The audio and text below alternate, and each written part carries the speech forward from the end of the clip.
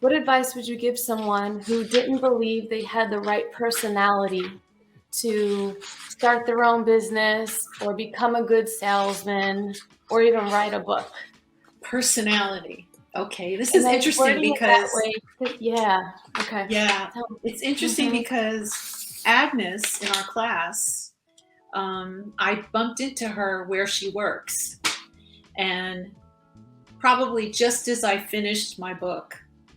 And she is a very outgoing, interesting person with a cool accent, and she's very inquisitive when it comes to people, and not shy at all.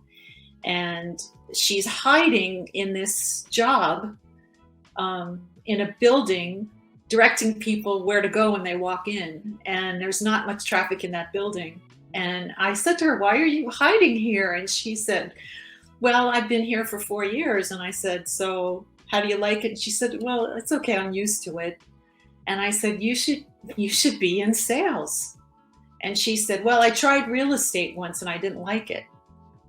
And I actually put this in my book because I tried real estate once and I didn't like it either.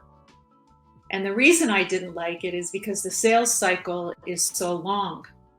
So you need to investigate the type of sales that you go into.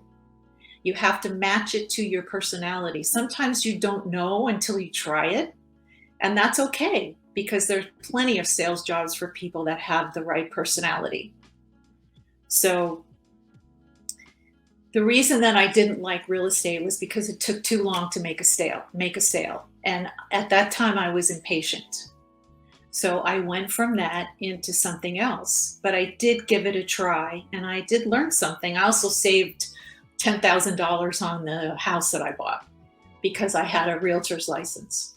So there was an advantage, and I did learn about myself. And each time I've changed industries, I've learned more about myself than the time before. So, and with this last change, I learned that it was time for me to write the book, and that's huge. So that was a really, really good question.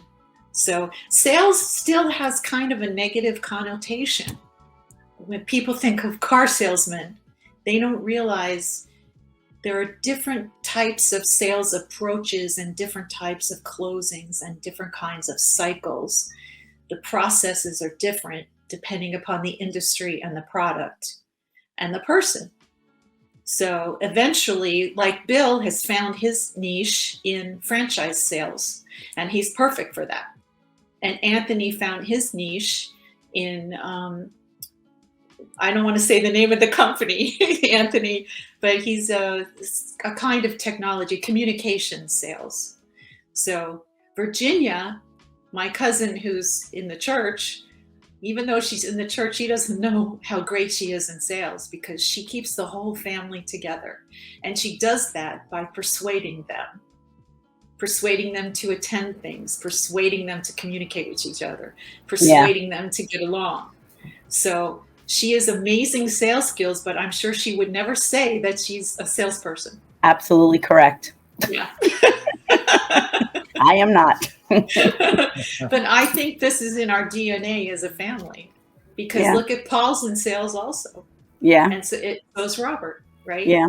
And I think Teresa, what does Teresa do? Art. Really, okay. Yeah. Okay. Lisa, well, that's like writing. So and Lisa's in insurance, so she sells. Okay. Whatever. So there you go. I think it's definitely in our DNA. It depends on how we manifest it, you know. So we have the creativity side, and then we also have that other side, the sales side of our personality. When you can blend those two together, wow, it's so fulfilling. It's really amazing.